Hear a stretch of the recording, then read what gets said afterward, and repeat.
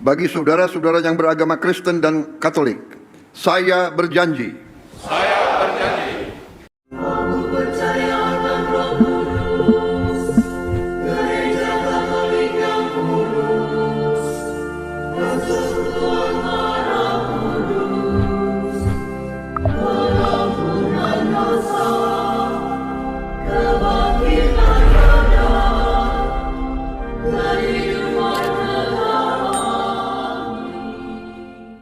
Salve sahabat Katoliku keren, pada tanggal 20 Februari 2025 yang lalu, Presiden Prabowo Subianto melantik gubernur dan wakil gubernur beserta bupati dan wakil bupati maupun wali kota dan wakil wali kota seluruh Indonesia.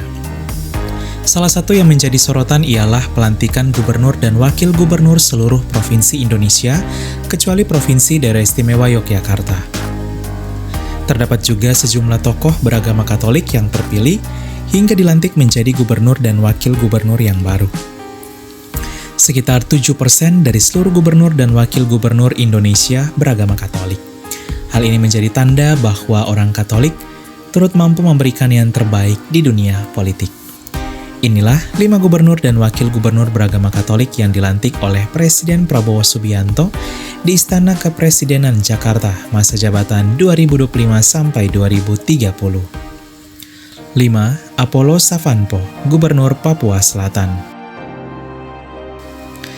Apollo Savanpo berada dalam deretan gubernur beragama Katolik yang dilantik oleh Presiden Prabowo Subianto.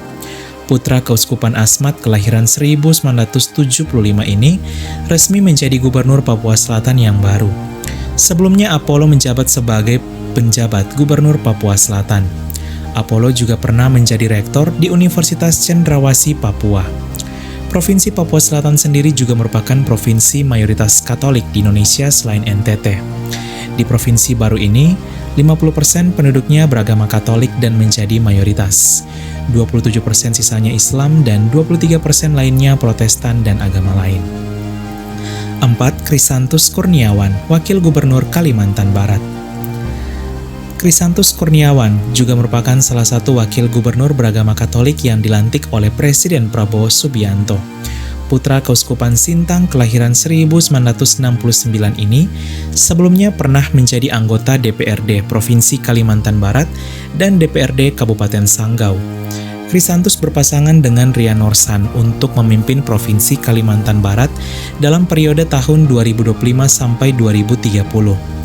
Di sisi lain, Katolik juga menjadi agama terbesar kedua di Kalimantan Barat setelah Islam di mana mencakup 22% dari penduduk.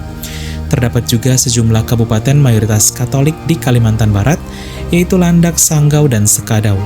Terpilihnya Krisantus menjadi tanda bahwa orang Katolik mampu memberikan yang terbaik di dunia politik. Sahabat Katoliku keren, yuk kita bantu saudara-saudari kita umat Katolik Buroko, Kabupaten Bolaang Mongondo Utara dalam membeli tanah untuk pembangunan gereja. Puluhan tahun mereka harus menempuh perjalanan hampir sejauh 2 jam hanya untuk bisa beribadah. Hal ini karena mereka tak memiliki gereja sama sekali. Mereka harus pergi beribadah di stasi terdekat yang letaknya di ujung perbatasan kabupaten atau ke provinsi lain yaitu Gorontalo hanya untuk bisa beribadah. Buroko menjadi satu-satunya ibu kota kabupaten di Provinsi Sulawesi Utara tanpa gereja Katolik.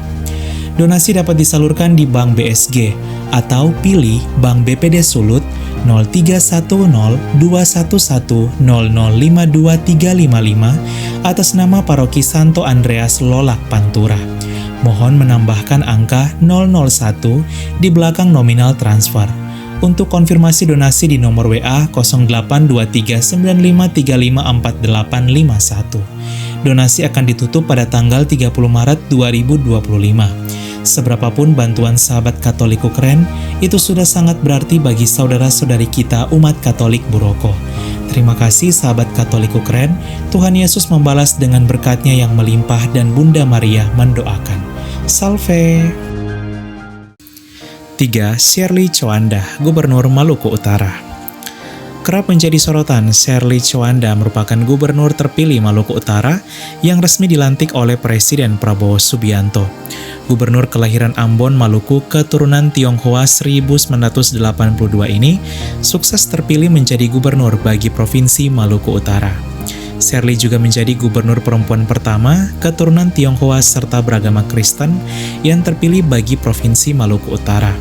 Terpilihnya Shirley menjadi tanda toleransi yang begitu kuat di Provinsi Maluku Utara. Hal ini karena Maluku Utara mayoritas merupakan Muslim mencapai hingga 75% dari penduduk. 24% sisanya merupakan Protestan dan Katolik hanya 1% beserta agama lain. Sejumlah sumber menyebut bahwa Shirley adalah seorang Kristen Protestan. Namun di salah satu video yang terekspos, Shirley terlihat berdoa dengan menggunakan tanda salib sebelum beraktivitas di kantornya yang adalah tanda kemenangan umat Kristen Katolik sedunia. Dan Shirley disebut pernah menjadi bagian dari umat paroki Santo Willibrordus Ternate, Keuskupan Amboina. Entah Katolik atau Protestan, yang pasti Shirley merupakan gubernur Kristen pertama bagi Provinsi Maluku Utara dalam sejarah. Luar biasa ya. 2. Paskalis Imadawa, Wakil Gubernur Papua Selatan. Paskalis Imadawa merupakan putra Keuskupan Agung Merauke, kelahiran 1969. Ia berhasil terpilih dan dilantik menjadi Wakil Gubernur Papua Selatan yang baru. Paskalis juga beragama Katolik. Ia pernah menempuh pendidikan di sejumlah sekolah Katolik di Merauke dan lulusan Universitas Flores ND NTT tahun 1966. Paskalis bersama Apollo siap membangun provinsi yang baru, yaitu Provinsi Papua Selatan. Emmanuel Melquiades Lakalena, Gubernur Nusa Tenggara Timur. Emmanuel Lakalena menambah daftar gubernur dan wakil gubernur beragama Katolik yang resmi dilantik oleh Presiden Prabowo Subianto. Putra asal Keuskupan Agung Kupang kelahiran 1976 ini sukses terpilih menjadi gubernur Provinsi NTT yang baru. Sebelumnya Emmanuel pernah menjadi anggota DPR RI Dapil NTT II, yaitu Pulau Sumba dan Timor. Emmanuel juga merupakan lulusan SMP Seminari Pius 12 Kisol Manggarai Timur dan SMP Katolik Frateran Dao ND, serta alumni Universitas Katolik Sanata Dharma Yogyakarta. Emmanuel juga aktif dalam pelayanan gereja seperti pernah menjadi Ketua Forum Komunikasi Alumni atau PMKRI atau Perhimpunan Mahasiswa Katolik Republik Indonesia. NTT sendiri juga merupakan provinsi mayoritas Katolik di mana mencakup 54% dari penduduk. Sahabat Katoliko keren, luar biasa ya, profisiat buat para gubernur dan wakil gubernur yang terpilih. Semoga dapat mengemban tugas dan tanggung jawab dengan baik dalam semangat iman, harapan, dan kasih. Katoliko memang keren, salve!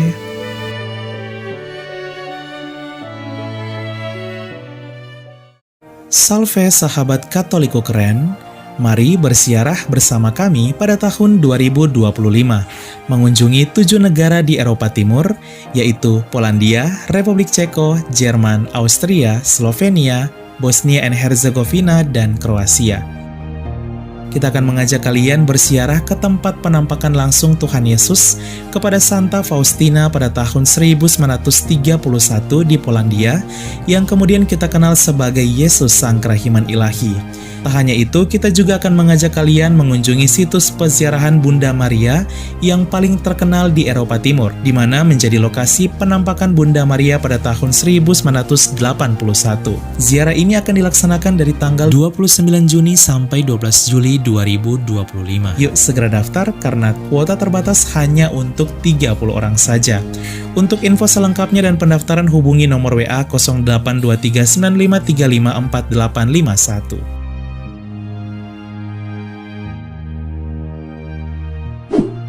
Tahun 2025 adalah tahun yubileum. Pintu suci di 4 gereja basilika utama di Roma akan dibuka, di mana hanya dibuka 25 tahun sekali. Ziarah tahun yubileum ini bersama Katoliko keren akan dilaksanakan dari tanggal 21 Desember 2025 sampai 7 Januari 2026. Kita akan merayakan Natal 2025 di Bethlehem dan Tahun Baru 2026, juga bersiarah di 2 kota penting bagi umat Katolik dunia sekaligus, yaitu Vatikan dan Yerusalem. Peziarahan Katoliko keren di tahun yubileum ini akan mengunjungi 9 negara di Eropa Barat dan Tanah Suci, yaitu Swiss, Liechtenstein, Italia, Monaco, San Marino, Vatikan, Israel, Palestina, dan Yordania. Yuk segera daftar karena kuota terbatas hanya untuk 30 orang saja. Untuk info selengkapnya dan pendaftaran hubungi nomor WA 082395354851. Kami tunggu ya sahabat Katoliku Keren bersiara bersama kami di tahun yubileum yang penuh rahmat. Salve!